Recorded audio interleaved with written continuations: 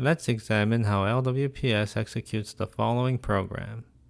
Python always begins at line 1, tab 0. The statement at line 1, tab 0 is x equals 3. Python takes a few steps to evaluate 3 and store the result in x.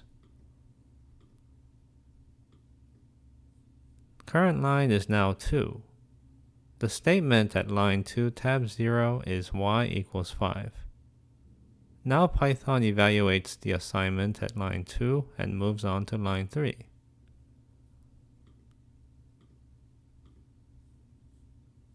The statement at line 3, tab 0 is z equals x is less than y.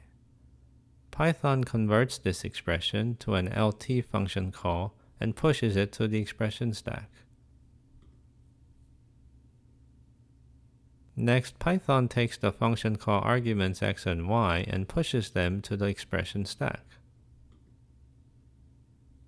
The arguments are evaluated one by one and pushed to the value stack. Now that all the arguments have been evaluated, Python evaluates LTXY.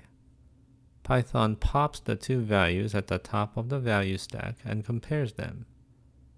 Note that the values are in reverse order, so LWPS will evaluate 3 is less than 5, rather than 5 is less than 3. 3 is less than 5, so Python pushes true to the value stack.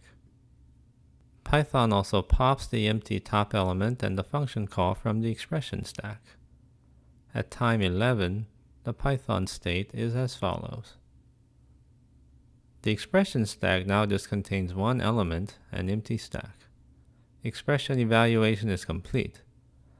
So Python completes the assignment by storing the top value, or true, to z and moves on to the next line.